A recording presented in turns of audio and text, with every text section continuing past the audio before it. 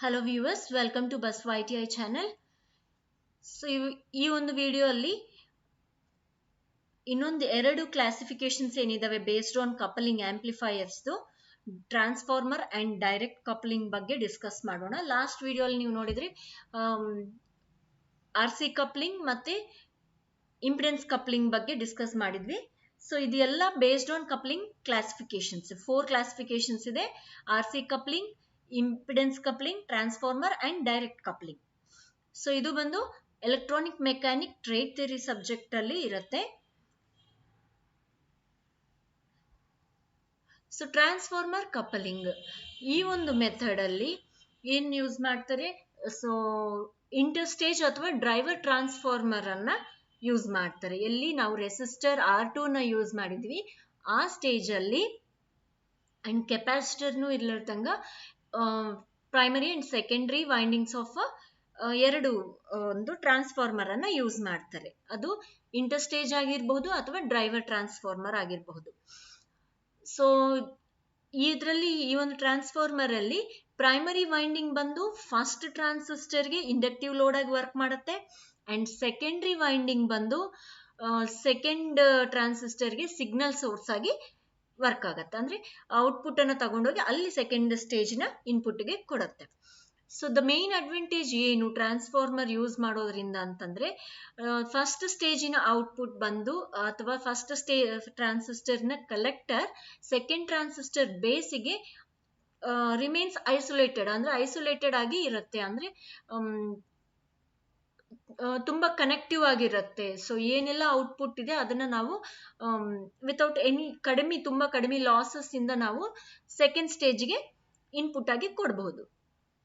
ಇನ್ನೊಂದು ಅಡ್ವಾಂಟೇಜ್ ಏನಿದೆಪ್ಪ ಅಂತಂದ್ರೆ, voltage input signal ನಾವು ಏನ್ ಕೊಡ್ತೀವಿ ಸೆಕೆಂಡರಿ ವೈಂಡಿಂಗಿಗೆ ಅದನ್ನ ನಾವು ಅಥವಾ ಇನ್ಪುಟ್ ಏನ್ ಕೊಡ್ತೀವಿ ಸೆಕೆಂಡ್ ಸ್ಟೇಜ್ಗೆ ಅದನ್ನ ನಾವು ಇನ್ಕ್ರೀಸ್ ಮಾಡ್ಕೋಬಹುದು. ಯಾವ ರೀತಿ ಅಂತಂದ್ರೆ, ಸೆಕೆಂಡರಿ ವೈಂಡಿಂಗ್ ಅಲ್ಲಿ ನಂಬರ್ ಆಫ್ ಟರ್ನ್ಸ್ ಏನಿರ್ತವೆ ಅದನ್ನ ಇನ್ಕ್ರೀಸ್ ಮಾಡೋದ್ರಿಂದ ನಾವು ವೋಲ್ಟೇಜ್ ಅನ್ನ ಸ್ಟೆಪ್ ಅಪ್ ಮಾಡಬಹುದು.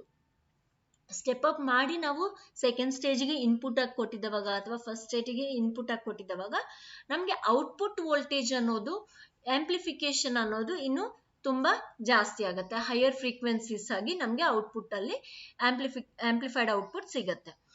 ಸೊ ಈ ರೀತಿ ನಮ್ಗೆ ಯಾವ ಟೋಟಲ್ ಸೆಕೆಂಡರಿ ವೈಂಡಿಂಗ್ ಅಲ್ಲಿ ನಾವು ಏನಾದ್ರೂ ನಂಬರ್ ಆಫ್ ವೈಂಡಿಂಗ್ಸ್ ಅನ್ನ ಇನ್ಕ್ರೀಸ್ ಮಾಡಿ ಔಟ್ಪುಟ್ ಅನ್ನ ಜಾಸ್ತಿ ತೆಗೆದಿದ್ದವಾಗ ಟೋಟಲ್ ಆಂಪ್ಲಿಫಿಕೇಶನ್ ಏನಿರುತ್ತೆ ಆಂಪ್ಲಿಫೈಯರ್ದು ಅದು ಬಂದು ಪ್ರಾಡಕ್ಟ್ ಆಫ್ ಆಂಪ್ಲಿಫಿಕೇಶನ್ ಫ್ಯಾಕ್ಟರ್ ಅಂತ ಹೇಳ್ತೀವಿ.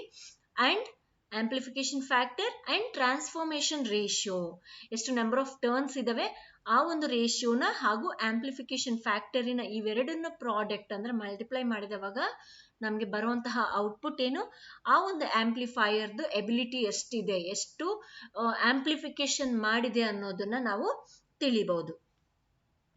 ಸೊ ನೀವಿಲ್ಲಿ ಈ ಸರ್ಕ್ಯೂಟ್ ಅಲ್ಲಿ ನೋಡಬಹುದು, ಟ್ರಾನ್ಸ್ಫಾರ್ಮರ್ ಇಲ್ಲಿ ಯೂಸ್ ಮಾಡಿದಾರೆ ನೋಡ್ರಿ. ಸೊ ಡೈರೆಕ್ಟ್ ಆಗಿ ನಮ್ಗೆ ಬೇಸಿಗೆ ಕನೆಕ್ಷನ್ ಕೊಡ್ತಾ ಇದ್ದೀವಿ.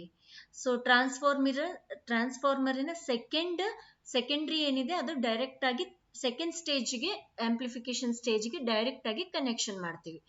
ಸೊ ಅದಕ್ಕಾಗಿ ಇಲ್ಲಿ ತುಂಬಾ ಐಸೋಲೇಟೆಡ್ ಆಗಿ ಲಾಸಸ್ ಕಡಿಮೆ ಇಂದ ನಾವು ಒಂದ್ ಸ್ಟೇಜ್ ಆಫ್ ಆಂಪ್ಲಿಫೈಯರ್ ಇಂದ ಇನ್ನೊಂದು ಸ್ಟೇಜ್ಗೆ ಕನೆಕ್ಷನ್ ಮಾಡ್ಬೋದು. ಸೊ ಇದಕ್ಕೆ ಏನೆಲ್ಲ ಪಾಸಿಟಿವ್ ಇದ್ದು ನೋಡಿದ್ವಿ ಅಥವಾ ಅಡ್ವಾಂಟೇಜಸ್ ಇದ್ದು ನೋಡಿದ್ವಿ. ಡಿಸ್ಅಡ್ವಾಂಟೇಜಸ್ ಏನು? ಬಿಕಾಸ್ ಆಫ್ ಟ್ರಾನ್ಸ್ಫಾರ್ಮರ್ ಇಲ್ಲಿ ಸರ್ಕ್ಯೂಟಿನ ಸೈಜ್ ದೊಡ್ಡದಾಗತ್ತೆ ಅಂಡ್ ಸ್ವಲ್ಪ ಜಾಸ್ತಿ ಸ್ಪೇಸ್ ಅನ್ನ ಆಕ್ಯುಪೈ ಮಾಡತ್ತೆ. ಈ ಒಂದು ಟ್ರಾನ್ಸ್ಫಾರ್ಮರ್ ಬಂದು ನಮಗ್ ಗೊತ್ತಿದ್ದ ಹಾಗೆ ಮ್ಯೂಚುವಲ್ ಇಂಡಕ್ಟೆನ್ಸ್ ಇಂದ ವರ್ಕ್ ಆಗತ್ತೆ. ಸೊ ಈ ಮ್ಯೂಚುವಲ್ ಇಂಡಕ್ಟೆನ್ಸ್ ಇರೋದ್ರಿಂದ ಏನಾಗುತ್ತೆ, ಒಂದ್ಸತಿ ನಮ್ಗೆ ಅದರಲ್ಲಿ ಯಾವಾಗಾದ್ರೆ ಕರೆಂಟ್ ಫ್ಲೋ ಆಗ್ಲಿಕ್ಕೆ ಸ್ಟಾರ್ಟ್ ಆಗತ್ತೆ ಅಥವಾ ವೋಲ್ಟೇಜ್ ಅನ್ನ ನಾವು ಟ್ರಾನ್ಸ್ಫಾರ್ಮರ್ಗೆ ಅಪ್ಲೈ ಮಾಡಿದವಾಗ ಇಂಟರ್ನಲ್ ಮ್ಯಾಗ್ನೆಟಿಕ್ ಫೀಲ್ಡ್ ಕ್ರಿಯೇಟ್ ಆಗತ್ತೆ.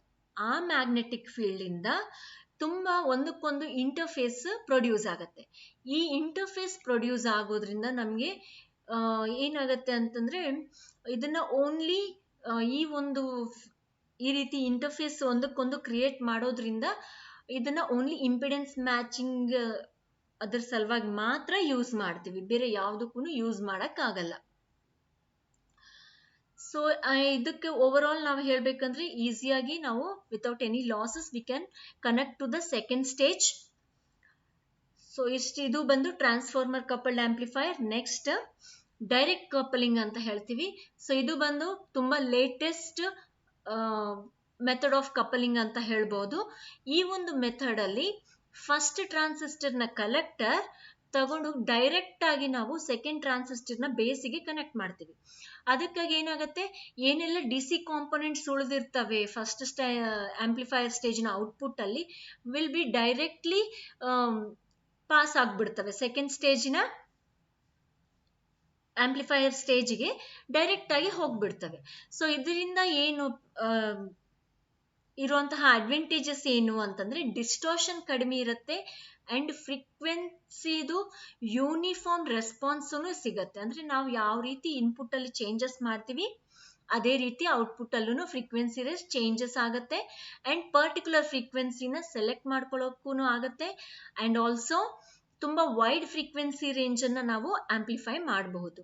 ಸೊ ಈ ಒಂದು ಮೆಥಡ್ ಆಫ್ ಕಪಲಿಂಗ್ ಎಲ್ಲಿ ಯೂಸ್ ಮಾಡ್ತೀವಿ ಅಂತಂದ್ರೆ ಎಸ್ಪೆಷಲ್ ಆಗಿ ವೆರಿ ಲೋ ಫ್ರೀಕ್ವೆನ್ಸಿ ಆಂಪ್ಲಿಫಿಕೇಶನ್ಗೆ ಯೂಸ್ ಮಾಡ್ತೀವಿ. ಎಷ್ಟು ಲೋ ಅಂತಂದ್ರೆ ಫ್ರಾಕ್ಷನ್ಸ್ ಆಫ್ ಹರ್ಟ್ಸ್, ತುಂಬಾ ಫ್ರಾಕ್ಷನ್ ಆಫ್ ಹರ್ಟ್ಸ್ ಲೈಕ್ 0.1 0.25 ಈ ರೀತಿ ಫ್ರಾಕ್ಷನ್ ಅಲ್ಲಿ ಇರುವಂತಹ ಫ್ರೀಕ್ವೆನ್ಸಿನೂ ಆಂಪ್ಲಿಫಿಕೇಶನ್ ಮಾಡುವಂತ ಕೆಪಾಸಿಟಿ ಈ ಒಂದು ಡೈರೆಕ್ಟ್ ಕಪಲಿಂಗ್ಗೆ ಇರುತ್ತೆ. ಯಾಕೆ ಈ ಒಂದು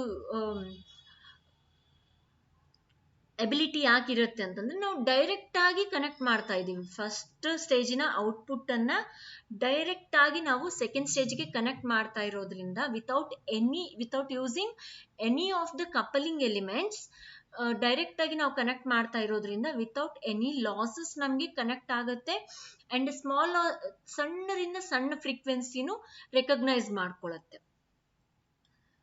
ಸೊ ಇದು ಬಂದು RC ಕಪ್ಲಿಂಗ್ ಆಂಪ್ಲಿಫೈಯರ್. ಯಾವುದೇ ತರದ ಕಪ್ಲಿಂಗ್ ಎಲಿಮೆಂಟ್ಸ್ ಇರ್ಲಾರ್ದಂಗ ಕನೆಕ್ಟ್ ಮಾಡಿದಾರೆ ನೋಡ್ರಿ. ಕಲೆಕ್ಟರ್ ಬಂದು ಫಸ್ಟ್ ಸ್ಟೇಜಿನ ಕಲೆಕ್ಟರ್ ಆಂಪ್ಲಿಫೈಯರ್ ಬಂದು ಕಲೆಕ್ಟರ್ ಸೆಕೆಂಡ್ ಸ್ಟೇಜಿನ ಬೇಸಿಗೆ ಡೈರೆಕ್ಟ್ ಆಗಿ ಕನೆಕ್ಟ್ ಮಾಡಿದ್ದಾರೆ, ಯಾವುದೇ ತರದ ಕಪ್ಲಿಂಗ್ ಎಲಿಮೆಂಟ್ಸ್ ಇರ್ಲಾರ್ದಂಗ.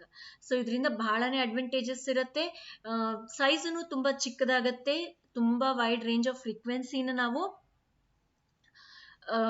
ಆಂಪ್ಲಿಫೈ ಮಾಡಬಹುದು. ಹಾಗೂ ಇನ್ನೊಂದೇನು ಅಂತಂದ್ರೆ ಈಸಿ ಕನೆಕ್ಷನ್ಸ್ ಈಸಿ ಆಗತ್ತೆ, ಕನೆಕ್ಟ್ ಮಾಡುವಂಥದ್ದು ಈಸಿ ಆಗತ್ತೆ.